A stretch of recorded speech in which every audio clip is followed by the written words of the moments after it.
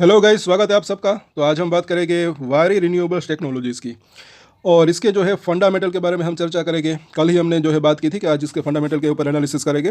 Future multibagger बन सकता है ऐसा मुझे लग रहा है, क्योंकि इसके फंडामेंटल जो है मुझे ऐसा लग रहा है कि काफ़ी स्ट्रॉन्ग अभी दिख रहे हैं। इसकी ऑर्डर बुक की बात करें तो वो भी अच्छी यहाँ पर दिख रही है। तो कैसा रह सकता है वो हम देखेंगे। अगर आप नए हैं इस चैनल के ऊपर तो इसके ऊपर हम डेली टेक्निकल चार्ट के ऊपर एनालिसिस करते हैं। दोस्तों सब्सक्राइब जरूर कर ले हमारे चैनल को। टेक्निकल चार्ट जो है काफ़ी यूजफुल रह सकता है, भले ही कितनी अच्छी या बुरी खबर हो, शेयर कितना ऊपर जा सकता है कितना नीचे आ सकता है उसका एक आइडिया मिल सकता है, और नीचे में इसको जो है खरीदने का अच्छा मौका भी बन सकता है। ये भी यहाँ पर इसको भी आप नोट करके सब जो लेवल्स है उसको नोट करके रख सकते हैं। अभी कल ही हमने इसके ऊपर वीकली चार्ट के ऊपर एनालिसिस किया। अगर आपने वो वीडियो नहीं देखी तो वो आप देखें ज़रूर। अभी 2000 के आसपास है इसका प्राइस, यानी कि 1950 से लेकर 2000 का जो लेवल है ये, वहाँ पर इसको अभी अच्छा सपोर्ट, एक छोटा सा सपोर्ट मिलने की संभावना रह सकती है। शॉर्ट टर्म की बात करें तो वहाँ से हल्का फुल्का बाउंस बैक दे सकता है, और 2200 रुपये के आसपास भी आ सकता है ऐसा लग रहा है यहाँ पर। लेकिन इसका जो बड़ा सपोर्ट है वो जो मुझे दिख रहा है 1650 रुपये के आसपास का जोन। थोड़ा सा मतलब कि अगर मीडियम टर्म की बात करें, 1 से 2 वीक की अगर बात करें तो वो वीडियो आप चाहे तो देख सकते हैं। अभी हम बात करते हैं इसके फंडामेंटल की। यहाँ पर हम देखें, और इसका मार्केट कैप, छोटी कंपनी इतनी बड़ी भी नहीं है, ना छोटी है ना कम है, बड़ी है। 21,700 करोड़ के आसपास का मार्केट कैप है। अभी अच्छा खासा इसके अंदर गिरावट भी आ चुकी है, क्योंकि इसने जो है 3,000 रुपये के आसपास का हाई बनाया था अभी अभी रिसेंटली। वहाँ से ऑलमोस्ट जो है ये 2000 के आसपास आया, तो 30% के आसपास की तो गिरावट आ चुकी है इसके अंदर।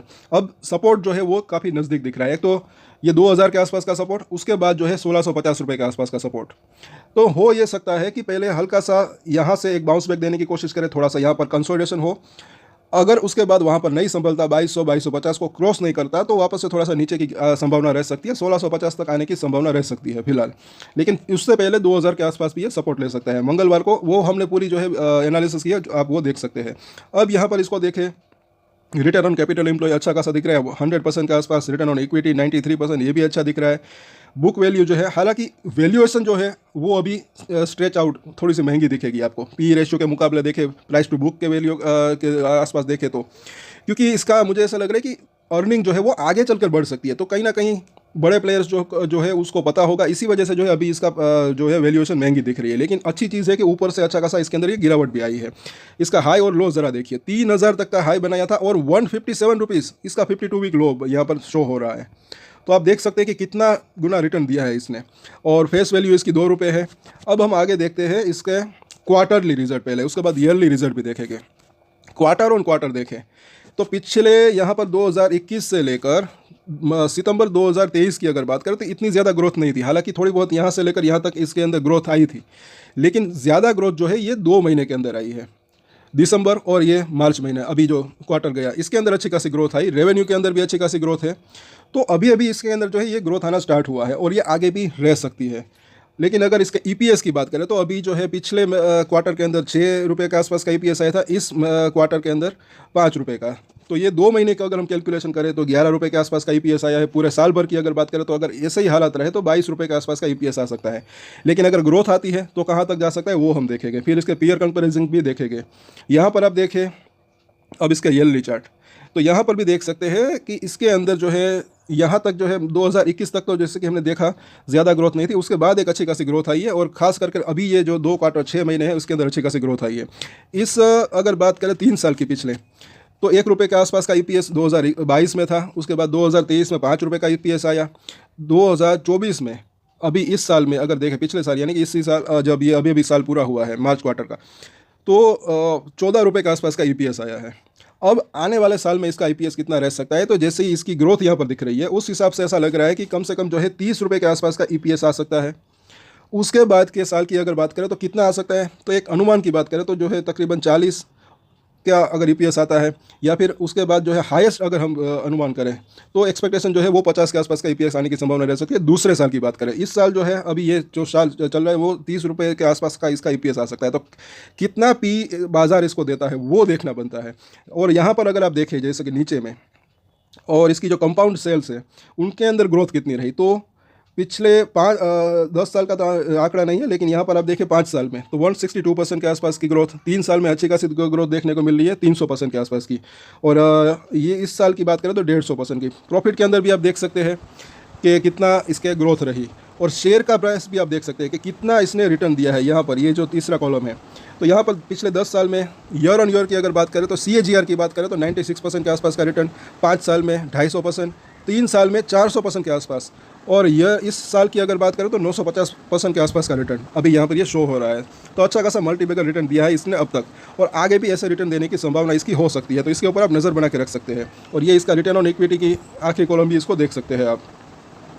तो जैसे कि हमने बात की पहले, तो पीयर कंपैरिजन हम देख लेते हैं, और EPS का जो नंबर है उसको आप याद करके रख सकते हैं। यहाँ पर अभी पीयर कंपैरिजन है, ये सारे इसके लिस्टेड पीयर्स है। अगर पी रेशियो की बात करें तो जैसे कि हमने बात की, ये अभी महंगा दिख रहा है 146 के आसपास, सबसे महंगा अभी यही दिख रहा है। इन सब की एवरेज की अगर बात करें तो वो 40 के आसपास है। और अगर इस साल का नहीं बल्कि आने वाले साल में इसका अगर EPS जो है 50 के आसपास का भी आता है, क्योंकि बाजार जो है वो फ्यूचर प्रिडिक्ट करता है, उस हिसाब से जो है शेयर में तेज़ी या करेक्शन आने की संभावना रह सकती है। तो इस वजह से तो अगर 40 का इसका अगर इसको दे पी रेशियो, तो इसका प्राइस जो है 2000 के आसपास यहाँ पर दिख रहा है, जो कि अभी इसी लेवल के आसपास है। लेकिन अगर इसको, क्योंकि इसके अंदर अगर ये ग्रोथ है और वो ग्रोथ आगे भी आने की संभावना रहती है, तो बाज़ार अपना जो इसका वैल्यूएशन है उसको और अच्छा वैल्यूएशन दे सकती है। अगर 60 का वैल्यूएशन देती है तो 50 गुना से 60 तो तकरीबन 3000 रुपये के आसपास का प्राइस हो सकता है। और भी अच्छा अगर जो है इसकी ग्रोथ ये बरकरार रही तो बाज़ार इसको जो है 70 to 80 का पी रेशियो भी दे सकती है, जैसे अभी भी जो है ये 146 के आसपास का पी रेशियो है। क्योंकि जिस स्टॉक के अंदर देखिए, मुझे ऐसा लग रहा है कि ग्रोथ रहती है, जिस स्टॉक के अंदर ग्रोथ रहती है प्रॉफिट और रेवेन्यू के अंदर, उसका वैल्यूएशन भी जो है बाजार अच्छा खासा देता है पी रेशियो के मुकाबले अगर बात करें तो। वो कभी मैं सस्ता आपको मिलेगा ही नहीं मुझे ऐसा लग रहा है यहाँ पर। तो अगर 80 का पी रेशियो देता है बाजार उसको, तो 4000 के आसपास का प्राइस इसका हो सकता है आने वाले 6 महीने, साल या 2 साल की अगर बात करें तो। और तो ये हमने इसके बाद की पूरे फंडामेंटल की, जैसे कि इसका ग्रोथ कितनी रह सकती है। इस साल जो है 14 रुपये का EPS आया है, आने वाले साल के अंदर, इस साल के अंदर यानी कि अभी ये शुरुआत हुई है इस साल की, 30 रुपये के आसपास का EPS, और आने वाले साल के अंदर जो है 40 से 50 रुपये के आसपास का EPS इसका रह सकता है। क्योंकि कंपनी जो है ग्रीन एनर्जी, ये सोलर एनर्जी के अंदर इसका जो काम करती है, उसका ऑर्डर बुक जो है अभी भी इसकी अच्छी है, आने वाले समय में और भी ऑर्डर बुक अच्छी रह सकती है। अब यहाँ पर बात करते हैं इसकी बैलेंस शीट की। ये जो है इसके ऊपर हमारी जो है हमेशा नज़र रहती है। और इसके अंदर ये बोरोविंग मतलब कि कर्जा, कंपनी के ऊपर कर्जा कितना है, तो ये काफ़ी कम है। यहाँ पर दिख रहा है सिर्फ 41 करोड़ के आसपास का बोरोविंग जो है 41 करोड़ के आसपास का है। तो ये चीज़ यहाँ पर पॉजिटिव दिख रही है, क्योंकि कई ऐसी कंपनियाँ भी होती है जिसके ऊपर अच्छा खासा कर्जा होता है, उसका नेगेटिव इम्पैक्ट क्या पड़ता है, और कुछ तो नहीं, लेकिन प्रॉफिट मार्जिन जो है वो कम हो सकता है, क्योंकि ब्याज का खर्चा जो है वो ज़्यादा उस कंपनी के ऊपर हो सकता है। लेकिन इसका जो है कर्जा इसके ऊपर कम है, तो ये बात यहाँ पर पॉजिटिव दिख रही है। और आगे देखते हैं शेयर होल्डिंग पैटर्न। तो मार्च क्वार्टर के अंदर FIS ने जो है इसके अंदर हल्की सी बाइंग की है, तो ये भी चीज़ यहाँ पर एक पॉजिटिव दिख रही है। प्रोमोटर के पास अच्छी खासी होल्डिंग है, 74% के आसपास की होल्डिंग। पब्लिक के पास 25% की होल्डिंग, अच्छी खासी होल्डिंग है इसके अंदर। अच्छी बात यहाँ पर पॉजिटिव चीज़ क्या दिख रही है कि FIS ने रिसेंटली जो है इसके अंदर अपनी इंटरेस्ट बढ़ाया है, क्योंकि अब तक जो है FIS इसके अंदर बिल्कुल नहीं थे, लेकिन इस क्वार्टर के अंदर थोड़े बहुत FIS देखने को यहाँ पर मिल रहे हैं, और आने वाले क्वार्टर में उनकी खरीदारी शायद और भी बढ़ सकती है।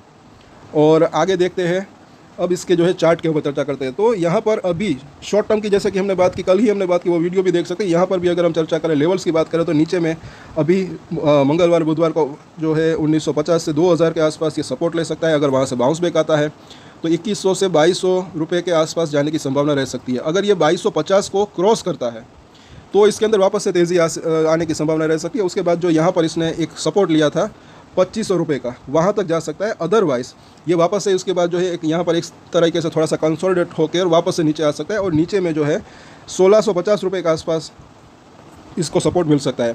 25-30 रुपये ऊपर नीचे रख सकते हैं ये सपोर्ट और रेजिस्टेंस की अगर बात करें, क्योंकि वॉलेटिलिटी रहती है। तो इन सभी सपोर्ट और रेजिस्टेंस के ऊपर नज़र बना के रख सकते हैं। मीडियम टू लॉन्ग टर्म की बात करें तो अच्छी इसके अंदर तेज़ी की संभावना रह सकती है, लेकिन शॉर्ट टर्म की बात करें तो वॉलेटिलिटी रह सकती है। बाकी इसके ऊपर डेली टेक्निकल चार्ट के ऊपर हम एनालिसिस भी करते हैं। तो अगर आपको जानकारी अच्छी लगे तो लाइक ज़रूर करें, शेयर करें और सब्सक्राइब ज़रूर करें हमारे चैनल को।